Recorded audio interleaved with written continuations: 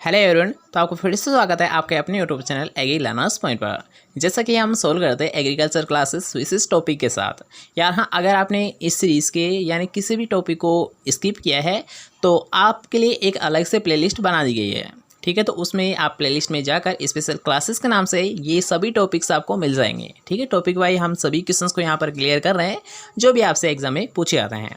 ठीक है, तो आज का जो टॉपिक रहने वाला है ये रहेगा यहाँ फसल व खरपतवार। ठीक है, फसलों से संबंधित और खरपतवारों से संबंधित जो क्वेश्चंस बनते हैं और आपसे एग्जाम में पूछे जाते हैं तो उनसे यहाँ पर संबंधित कुछ क्वेश्चंस को लिया गया है। ठीक है, तो आज की क्लास को स्टार्ट करने से पहले अगर आपने चैनल को सब्सक्राइब नहीं किया है तो सबसे पहले चैनल को सब्सक्राइब कर लीजिए और जो पास का बेल आइकन आएगा तो इसे ऑल पर जरूर दबा देना, जिससे कि हमारी हर एक क्लास का नोटिफिकेशन आपको साथ साथ मिलता रहे। ठीक है, चलो आज के वीडियो स्टार्ट करते हैं। आज को नया सीख लेते हैं। तो आज का हमारा फर्स्ट क्वेश्चन है कि मूंगफली की फसल के लिए सिंचाई कब लाभदायक होती है। मतलब यहाँ इसका मतलब आप ऐसे भी समझ सकते हो कि जो क्रांति की अवस्था होती है। ठीक है, तो क्रांति की अवस्था भी आप मान सकते हो कि यहाँ पर आपको स्पेशल क्रॉप के बारे में पूछा गया है, मूंगफली के बारे में। तो आज का हमारा फर्स्ट क्वेश्चन है कि मूंगफली की फसल के लिए सिंचाई कब लाभदायक होती है। मतलब यहाँ इसका मतलब आप ऐसे भी समझ सकते हो कि जो क्रांति की अवस्था होती है। ठीक है, तो क्रांति की अवस्था भी आप मान सकते हो कि यहाँ पर आपको स्पेशल क्रॉप के बारे में पूछा गया है, मूंगफली के बारे में। तो अगर हम बात करते हैं यहाँ मूंगफली के लिए जो क्रिटिकल स्टेज होती है इरिगेशन की, वो कौन सी होती है। तो सबसे पहले आप बता दीजिए, उगने के 10 दिन बाद, फूल आने व फली बनते समय, दाना बनते समय या फिर मूंगफली पकते समय। तो आपका राइट आंसर क्या है आप कमेंट बॉक्स में लिख सकते हो या फिर लाइव चैट आप कर सकते हो। ठीक है, तो यहाँ पर आपसे पूछा है मूंगफली के लिए स्पेशली। तो यहाँ अगर हम बात करते हैं क्रिटिकल स्टेज तो इसकी होती है यहाँ फूल आने व फली बनते समय। याद रखना, फ्लोरिंग जो स्टेज होती है या फिर जो फली या फिर जो पॉड बनने की जो अवस्था होती है वो ही क्या होती है यहाँ मूंगफली की सबसे मेन क्रिटिकल स्टेज होती है। राइट आंसर कौन सा है, सेकंड ऑप्शन। ठीक है, नेक्स्ट क्वेश्चन की ओर बढ़ते हैं। तो नेक्स्ट क्वेश्चन आपसे है निम्न में से सबसे अधिक पानी चाहने वाली फसल कौन सी है। ठीक है, आप ऑप्शंस देख सकते हो। यहाँ पर आपसे पूछा है सबसे ज़्यादा जो वाटर रिक्वायरमेंट होती है वो किस फसल की होती है। ठीक है, यहाँ पर आपसे ये क्वेश्चन पूछा गया है। तो ऑप्शंस आप देख लीजिए कि गेहूँ, मक्का, आलू और धान। तो ऑप्शंस के अकॉर्डिंग आप समझ गए होंगे कि इनमें यानी निम्न क्रॉप में, ठीक है, सबसे ज़्यादा जो वाटर रिक्वायरमेंट होती है, जल मांग होती है, वो किस फसल की होती है। ये होती है हाँ धान फसल की। किसकी होती है, धान फसल की होती है। क्योंकि यार हाँ, अगर आपको यहाँ पर गन्ना देखने को मिल जाता है तब तो आप कंफ्यूज हो सकते हो, लेकिन यहाँ पर जो आपको ऑप्शंस दे रखे हैं इनमें आप कंफ्यूज तो हो ही नहीं सकते, क्योंकि यार हाँ यहाँ पर आपको गन्ना ऑप्शन में ही नहीं है, तो किसी भी प्रकार कोई कन्फ्यूजन की बात नहीं है। तो राइट आंसर कौन सा होगा, फोर्थ ऑप्शन। ठीक है, नेक्स्ट क्वेश्चन की ओर बढ़ते हैं। तो नेक्स्ट क्वेश्चन आपसे पूछा गया है, यार हाँ एक अच्छे क्वेश्चन, आप इसे अंडरलाइन कर सकते हो या फिर वेरी वेरी इंपॉर्टेंट क्वेश्चन समझ सकते हो कि जिप्सम ब्लॉक का कार्य क्या होता है। याद रखना, जिप्सम ब्लॉक का कार्य क्या होता है। कुछ ऑप्शंस आपको यहाँ पर दे रखे हैं कि जिप्सम का पता लगाना, मृदा में जल तनाव नापना, भूमि प्रतिरोध नापने या फिर बीजों का अंकुरण ज्ञात करने के लिए। तो किसके लिए क्या ऐसा है, सबसे पहले आप बता दीजिए कि जिप्सम ब्लॉक का क्या कार्य होता है। जिप्सम का पता लगाना, मृदा में जल तनाव नापना, भूमि में प्रतिरोध नापना या फिर बीजों का अंकुरण ज्ञात करना। तो राइट आंसर क्या होगा, ये हो गया यहाँ थर्ड ऑप्शन। ठीक है, यहाँ अगर हम बात करते हैं जिप्सम ब्लॉक, तो जिप्सम ब्लॉक का जो कार्य होता है ये होता है यहाँ भूमि में प्रतिरोध नापने में। यहाँ प्रतिरोध को कैलकुलेट करने के लिए किसका प्रयोग किया ऐसा है, जिप्सम ब्लॉक का प्रयोग किया ऐसा है। ठीक है, नेक्स्ट क्वेश्चन की ओर बढ़ते हैं। तो नेक्स्ट क्वेश्चन आपसे पूछा गया है कि जलमग्न मृदा में ऑक्सीजन की अनुपस्थिति में कौन सी क्रिया होती है। ठीक है, यहाँ पर आपको एक कंडीशन दे रखी है कि जलमग्न अवस्था में, अर्थात यहाँ जो वाटर लॉगिंग कंडीशन होती है, तो उसके बारे में यहाँ पर आपसे पूछा गया है कि ऑक्सीजन की अनुपस्थिति में जो क्रिया होती है, ठीक है, उसके बारे में यहाँ पर आपसे पूछा गया है। तो पहले आप ऑप्शंस देख लीजिए, उसके अकॉर्डिंग राइट आंसर बताइए कि जलमग्न मृदा में ऑक्सीजन की अनुपस्थिति में कौन सी क्रिया होती है। विनाइट्रीकरण की, नाइट्रीकरण की, नाइट्रिफिकेशन या फिर इनमें से कोई नहीं। तो आपका राइट आंसर क्या है ये आपको जल्दी से बताना है। तो जलमग्न कंडीशन में अगर हम बात करते हैं, ठीक है, जो वाटर लॉगिंग कंडीशन होती है, तो जब यहाँ ऑक्सीजन की अनुपस्थिति होती है तो उस क्रिया में, अर्थात ऐसी कंडीशन में कौन सी क्रिया होती है, ये होती है यहाँ नाइट्रिफिकेशन, सॉरी विनाइट्रिफिकेशन होती है। फर्स्ट ऑप्शन राइट आंसर है, क्योंकि अगर हम बात करते हैं ना जलमग्न मृदा में, ठीक है, तो कौन सी क्रिया होती है, ये होती है यहाँ विनाइट्रीकरण होता है। ठीक है, नेक्स्ट क्वेश्चन की ओर बढ़ते हैं। तो नेक्स्ट क्वेश्चन में एक अच्छा क्वेश्चन है कि ड्रिप सिंचाई किस में उपयुक्त होती है। मतलब यहाँ पर आपको पूछा गया ड्रिप इरिगेशन। तो ड्रिप इरिगेशन आप सभी को पता होगा किसके लिए उपयुक्त रहती है, याद है ये होती है फल वृक्षों के लिए। जैसे कि आप किसी का भी एग्जांपल ले सकते हो, जैसे कि केला हुआ, पपीता हुआ, आम हुआ, किसी की भी ले सकते हो, यानी फल वृक्षों के लिए, यानी जितनी भी जो फ्रूट्स क्रॉप होती है तो उनके लिए सबसे बेस्ट होती है वो कौन सी होती है, ड्रिप इरिगेशन होती है। ठीक है, नेक्स्ट क्वेश्चन की ओर बढ़ते हैं। तो नेक्स्ट क्वेश्चन में एक अच्छा क्वेश्चन है, यहाँ पर आपसे कुछ एग्जांपल दिया गया है यानी खरपतवार का। ठीक है, आपने ये पढ़े होंगे वीड के टाइप, तो वीड के टाइप से ये क्वेश्चन है। ठीक है, तो यहाँ पर आपको कंडीशन दे रखी है, गेहूं के खेत में चना का पौधा उग जाना। ठीक है, किस प्रकार का खरपतवार है, मतलब यहाँ पर आपको क्या कंडीशन दे रखी है कि गेहूं के खेत में क्या उग गया, चने का पौधा उग गया, मतलब ये किस प्रकार का वीड है, ये आपसे पूछा गया है। ठीक है, अगर आपने वीड के टाइप पढ़े होंगे तो इजीली इसका आप राइट आंसर दे सकते हो कि निरपेक्ष खरपतवार, नकलची खरपतवार, सापेक्ष खरपतवार, या फिर इनमें से कोई नहीं। तो यहाँ अगर हम बात करते हैं गेहूं के खेत में चना उग जाता है। ठीक है, मान लीजिए आपका जो फील्ड है ये किसका है, वीट का है, लेकिन अगर बाई चांस इसमें एक या दो पौधे चने के उग जाते हैं तो इसे यानी इसको किस प्रकार का वीड मानेंगे, तो ये होता है यहाँ रिलेटिव वीड होता है। कौन सा होता है, सापेक्ष खरपतवार होता है। याद रखना, अगर हम बात करते हैं किसी अदर, ठीक है, किसी भी अदर क्रॉप का अगर कोई पौधा उग जाता है तो उसे बोला जाता है रिलेटिव वीड, मतलब यहाँ सापेक्ष खरपतवार।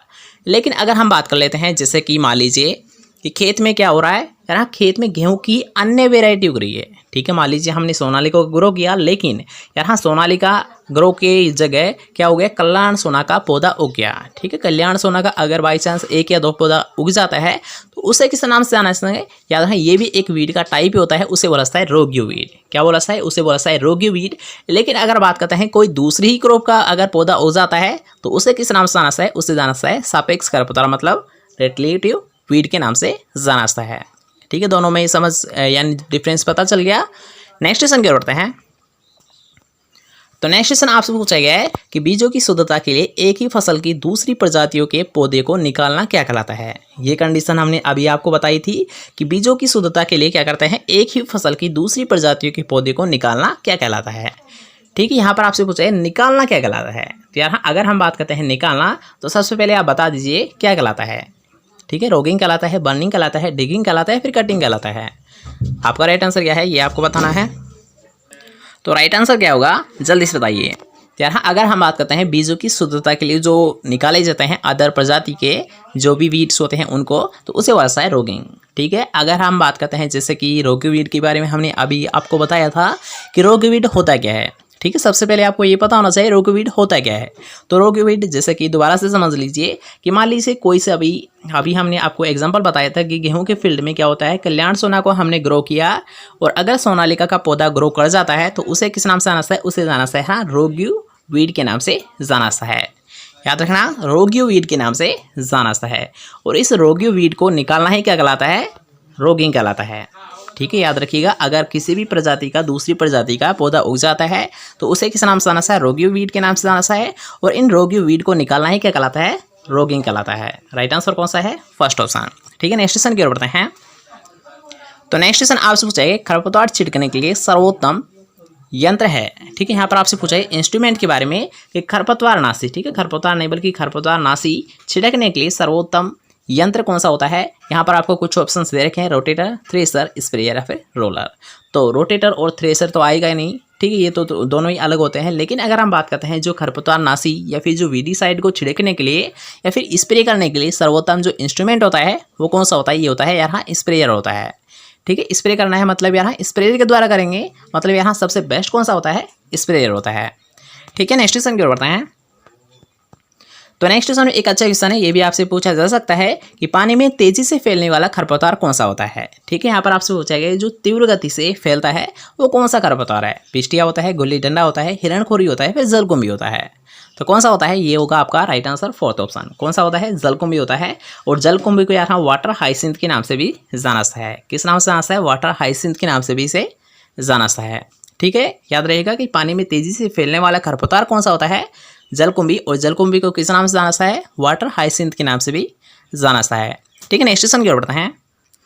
तो नेक्स्ट क्वेश्चन आपसे पूछेगा पौधे को क्षेत्र क्षमता पर जल उपलब्ध होता है। ठीक है, यहाँ पर आपको परसेंटेज में पूछा गया है कि क्षेत्र क्षमता मतलब यहाँ फील्ड कैपेसिटी होती है, तो फील्ड कैपेसिटी पर कितना जल प्राप्त हो जाता है पौधे को, 0%, 50%, 75% या फिर 100%।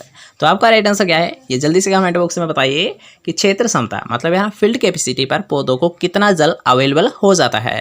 तो अगर हम बात करते हैं क्षेत्र क्षमता, तो इस पर यहाँ जितना भी होता है वो 100% प्राप्त हो जाता है पौधों को। याद रखना, अगर आपसे पूछा जाता है क्षेत्र क्षमता या फिर फील्ड कैपेसिटी पर कितना जल अवेलेबल हो जाता है, उपलब्ध हो जाता है, तो हो जाता है 100%। ठीक है, याद रहेगा। नेक्स्ट क्वेश्चन की ओर बढ़ते हैं। उससे पहले अगर आपको वीडियो पसंद आती है यार वीडियो को लाइक कर दिया करो, इस वीडियो को अपने दोस्तों के साथ शेयर भी कर दिया करो, और अगर चैनल को अभी तक सब्सक्राइब नहीं किया है तो चैनल को सब्सक्राइब करना भी बिल्कुल ना भूलें, ठीक है। तो नेक्स्ट क्वेश्चन की ओर बढ़ते हैं। तो नेक्स्ट क्वेश्चन आपसे पूछा गया है कि यार हाँ, कुंड विधि से सिंचाई किस फसल में की जाती है। दोबारा से समझिए, यहाँ पर आपसे पूछा है कुंड विधि, ठीक है यार हाँ, यहाँ पर आपसे पूछा है कुंड विधि, तो इससे किस फसल में सिंचाई की जाती है। यहाँ पर आपको कुछ ऑप्शंस हो किए जा रहे हैं कि बरसी में, रिंजका में, गेहूं में या फिर गन्ना में। तो राइट आंसर क्या होगा, ऑप्शंस के अकॉर्डिंग आप राइट आंसर बताइए कि यार हाँ, कुंड विधि, ठीक है, जो फरो मेथड होता है तो इसका प्रयोग किसके लिए किया जाता है सबसे ज़्यादा। तो अगर हम बात करते हैं ऑप्शंस के अकॉर्डिंग राइट आंसर, तो कौन सा होगा, गन्ना होता है। कौन सा होता है, गन्ना होता है। अब क्यों करते हैं फरो मेथड का इसमें प्रयोग, ये तो आप सभी जानते होंगे। अगर नहीं जानते हो तो मान लीजिए कि जो गन्ना होता है, ठीक है, गन्ना होता है तो क्या करता है, जब जो विंड अगर तेज़ चलती है, ठीक है, तेज़ हवा के चलने से क्या होता है, ये गिर जाता है, ठीक है, तेज़ हवा के गिरने से यानी चलने से इसका जो पौधा होता है वो गिर जाता है। और इस गिरने से बचाने के लिए क्या करते हैं, हम इसका जो इरिगेशन करते हैं, जो इसकी सिंचाई करते हैं, हम किस मेथड से करते हैं, वो करते हैं यहाँ फरो मेथड से करते हैं। किससे करते हैं, फरो मेथड से करते हैं, जिससे कि जो विंड प्रेशर होता है उसका जो प्रेशर होता है वो कम हो जाए, ठीक है, जो दबाव बनता है वो कम हो जाए, और जिससे यहाँ जो ज़्यादा उसकी पॉसिबिलिटी रहती है गिरने की पौधे की वो कम हो जाए। इसलिए हम क्या करते हैं, यहाँ फरो मेथड का प्रयोग गन्ने फसल में करते हैं, ठीक है। क्वेश्चन समझ आ गया। नेक्स्ट क्वेश्चन की ओर बढ़ते हैं। तो नेक्स्ट क्वेश्चन आपसे पूछा है, मृदा सतह व अधो सतह से जल निकलना क्या कहलाता है, ठीक है। इजी क्वेश्चन है, आप सभी को पता होगा कि मृदा सतह या फिर अधो सतह से जल निकलना क्या कहलाता है, ठीक है। पहले आप ऑप्शंस देख लीजिए, जल अपसरण, जल निकास, जल अंतःस्रावण या फिर इनमें से कोई नहीं। तो जल अपसरण कुछ अलग टर्म होती है, इसके बारे में तो आपको किसी प्रकार कोई कन्फ्यूजन होगा नहीं। लेकिन अगर हम बात करते हैं जल यहाँ अंतःस्रावण, अंतःस्रावण का मतलब होता है परकोलेशन। क्या होता है, यहाँ परकोलेशन होता है, और परकोलेशन यहाँ जल का नीचे जाना होता है, ठीक है, न कि सरफेस से जाना होता है, ठीक है। इसका बात का हमेशा ध्यान रखना कि परकोलेशन क्या होता है, वाटर का मृदा सरफेस में अंदर जाना, ठीक है, नीचे की सतह की ओर जाना क्या कहलाता है, परकोलेशन कहलाता है। लेकिन क्वेश्चन में आपसे क्या पूछा गया है, हम मृदा सतह या फिर अधो सतह से जल का निकलना क्या कहलाता है, ठीक है, निकलना क्या कहलाता है। तो निकलना क्या कहलाता है, यहाँ जल निकास कहलाता है। क्या कहलाता है, जल निकास कहलाता है, ठीक है। इसका एग्जांपल आप समझ सकते हो कि मान लीजिए आपका कोई फील्ड है, तो इसमें पानी भरा हुआ है, तो इस पानी भरा हुआ का क्या होता है, यहाँ हम जल निकास कर देते हैं, मतलब यहाँ छोटी छोटी नालियाँ बना देते हैं, और इस नालियों के माध्यम से हम क्या करते हैं, पानी को खेत से बाहर निकाल देते हैं।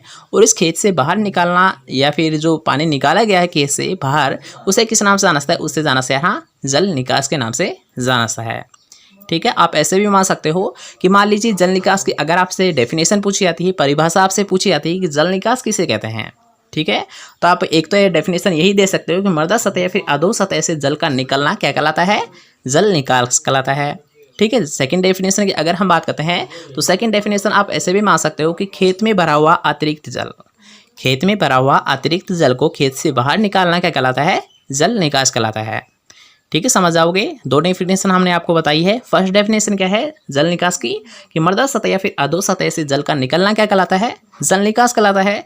सेकंड डेफिनेशन क्या थी, यहाँ खेत में भरा हुआ अतिरिक्त जल खेत से बाहर निकालना क्या कहलाता है, जल निकास कहलाता है, ठीक है, समझ गए।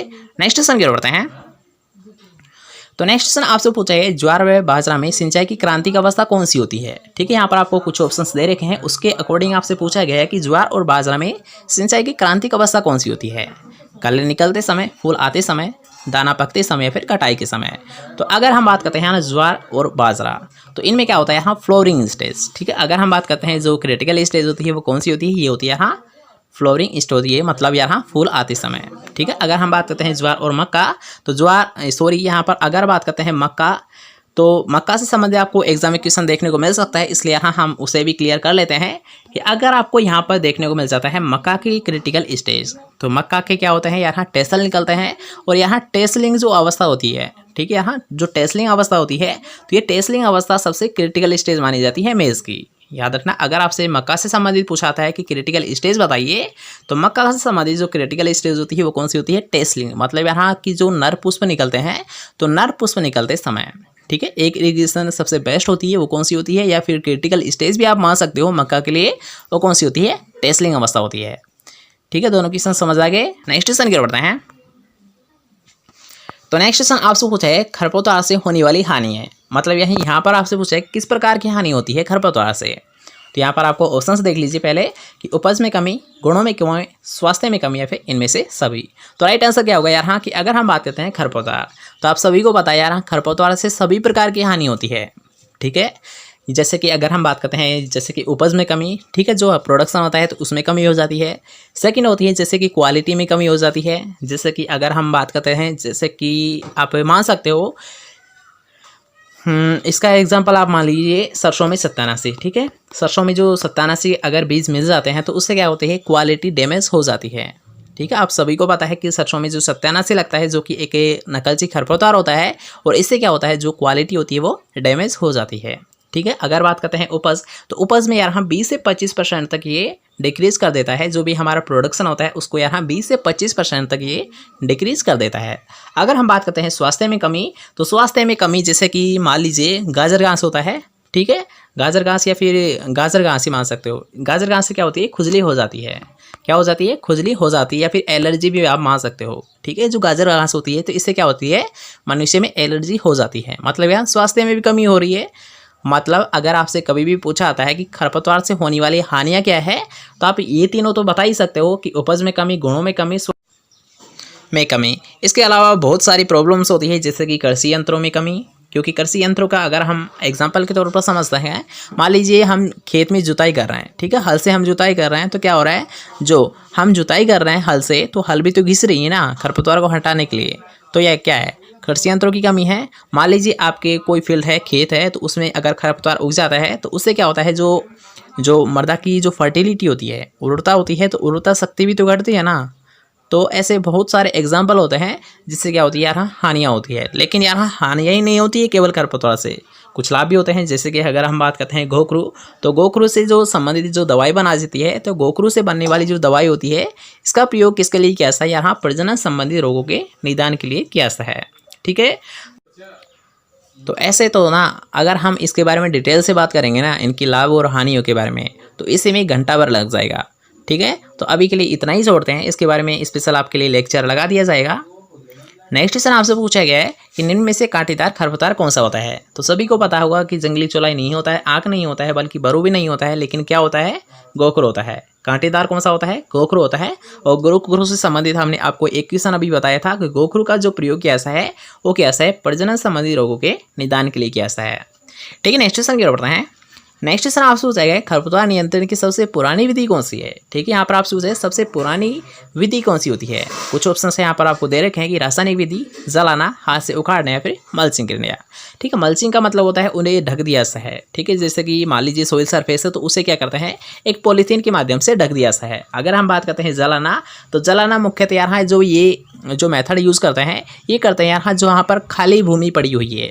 ठीक है, जहाँ पर किसी भी प्रकार की कोई क्रॉप नहीं ली जाती है, वहाँ पर क्या करते हैं, सभी प्रकार के खरपतवारों को जला दिया जाता है। लेकिन अगर हम बात करते हैं हाथ से उखाड़ना, तो हाथ से उखाड़ना मुख्यतः यहाँ ये शुरुआती अवस्था होती है। ठीक है, जब वीड क्या होते हैं, छोटे छोटे होते हैं, तो उससे क्या करते हैं, छोटे यहाँ हाथ से ही उखाड़ दिया जाता है।